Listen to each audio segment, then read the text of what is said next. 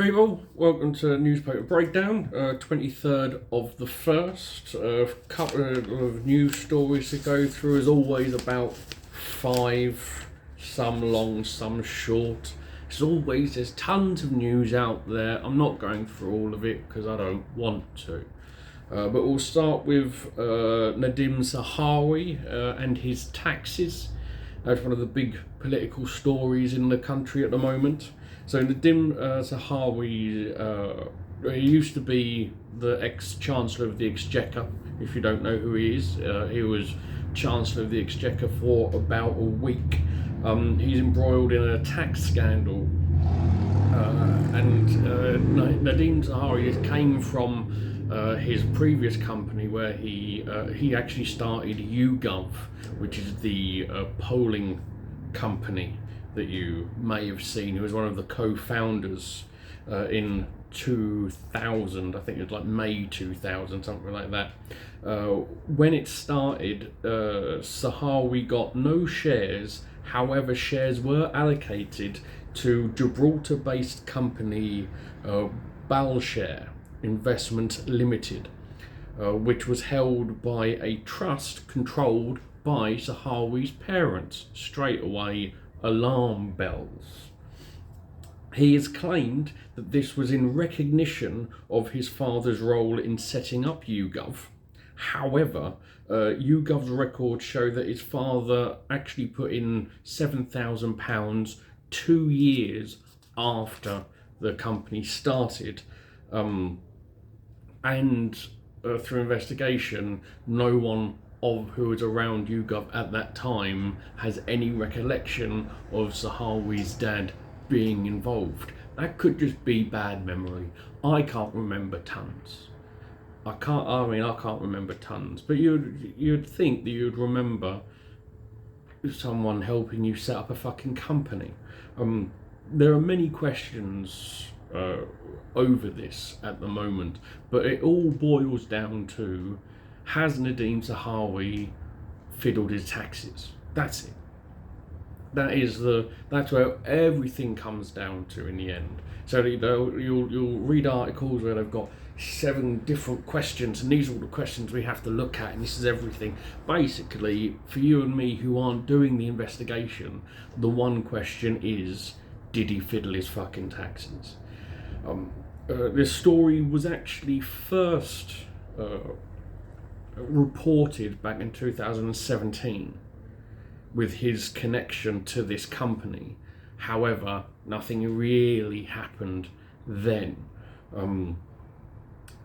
But now you have the opposition have been calling for an investigation into the tax affair and into whether or not Sunak was actually told about this in advance, and how Zahwai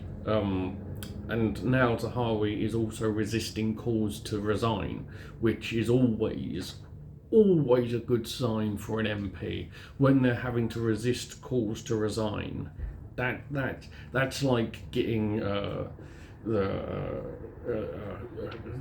board vote of confidence for a football manager. You know it's only a matter of time. Finally now, just maybe an hour or so ago, Sunak has asked his ethics advisor to investigate. Of course, his ethics advisor is very new and doesn't have tons of power. So even if he investigates, his ethics advisor cannot do anything. It falls onto Sunak. And as we've seen over the past couple of months of Sunak being Prime Minister, he doesn't have any of that backbone. He is bending over as much as possible to his MPs. So it's very much seeing how much backing Zahwai has. Because if Zahwai has enough backing, Sunak will not do anything, because he can't, because he's spineless. We've also got, if we're continuing Tory potential corruption, BBC has announced an internal inquiry into claims made by the Sunday Times that around the same time that BBC chair Richard Sharp was applying for the role, he helped Boris Johnson secure an 800,000 loan guarantee by putting the person willing to guarantee the loan facility in touch with Simon Case, who was the cabinet secretary at the time, and he had to approve it. If it turned the reason that that the BBC are doing an internal investigation is if it turns out to be true, and Richard Sharp helped Boris Johnson at the same time that he secured the job to be the BBC chairman, that seems a touch on the dodgy side, does it not? Well, it is very much what we'd expect from Boris Johnson, who is vile. He is less of a man and more of a puddle of gone-off spunk. What a disgusting human being he is. Next story, a record number of women are not being... not, there you go, that's the word. Sorry, my writing sometimes can be basically just a squiggly line, so it's difficult to know the word is. But anyway, a record number of women are not being screened for cervical cancer, the 14th most common cancer among women in the UK.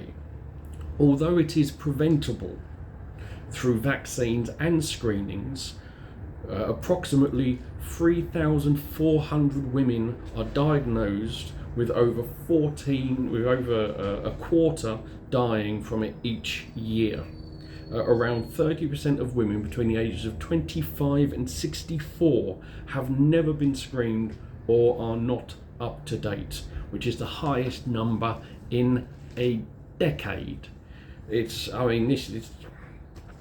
We can have a look at the problems of the NHS, and this is one of the things that happens with it. So you just think about the fact that we don't have enough beds. You think that you can't get a GP appointment. You've got people time and time now waiting whilst they're ill and saying, I'm not ill enough to go to the doctors, I'm not ill enough to go to the doctors. And then when they do go to see a GP, they go with everything. They just fucking shit on the GP. Also, I've got this hanging off and this falling off and this is bleeding like this is it meant to. And so this is another thing that we have, where women are either have never been screened or have are so backed up that it's almost like they fucking never.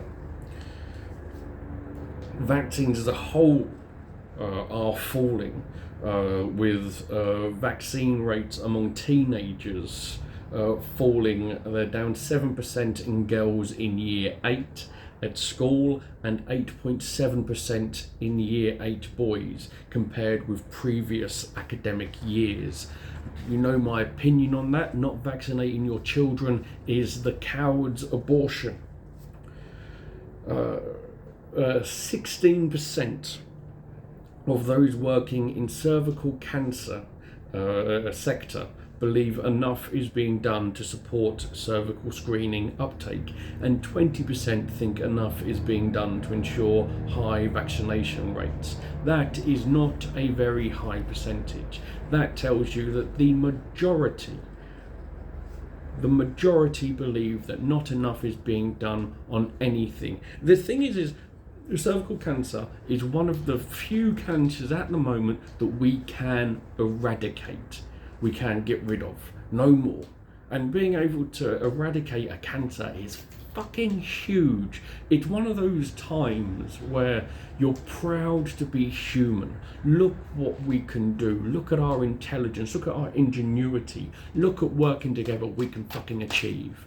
Getting rid of a cancer, eradicating a fucking cancer, that is a win. And we can do that. But at the moment, we're not doing enough to do that. And any women watching, get yourself screened, for fuck's sake.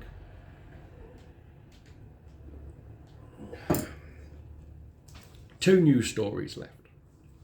A new study out of Cambridge University found that widely used antidepressant drugs, antidepressant drugs, caused emotional blunting, with healthy volunteers becoming less responsive to positive and negative feedback after taking selective serotonin reuptake inhibitor drugs for 3 weeks. The SRI drug is the most widely used antidepressant in the country. We have over 8 million people last year were on antidepressant drugs. Now, understand this is only one study. There are lots of studies, and at no point was this study saying that, well, don't take them. Don't take them, they're bad. It's not saying that. Okay? Because although it helps, antidepressant tablets, although they help numb the pain, they may also help numb the pleasure. And that is a choice that you yourself have to make. But studies like this, what they do is they are helpful because they allow you a more informed choice. And that's one of the main ways that you can improve, is being able to make choices that are informed, that are knowledgeable, that will actually be able to help you. If you do not want to numb your pleasure, then there may be other things for you. But also at the same time, because of how drugs work, and they work on an individual level, you may take an antidepressant SRI, and it may not numb the fucking pleasure for you. It's all different.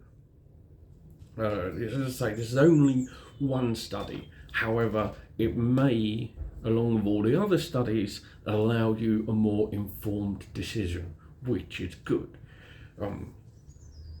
The difference is, if I was doing this particular story in stand-up, would be ignoring some of the ideas of it's only one study and aiming more towards the fact of numbing. But this isn't a stand-up bit. It's more like, here's the information bit. I didn't have to tell you what I would have done if it was stand-up, did I? But that's what we do. That's what we do. Well, finally, for a bit of fun, Thames Water has an interactive digital map where you can see in real time the amount of raw sewage hitting a river near you. So if you've got spare time, you're a bit bored, you think to yourself, hey, I wonder how much shit is being pumped into a river near me by these dodgy, corrupt, human waste bastards. You can do now. It is thameswater.co.uk/EDM, lowercase, -map. So, if you're ever bored and want to see how much shit there is around you, that's where you go. So, hope you've enjoyed this, found it of use, and I shall talk to you tomorrow.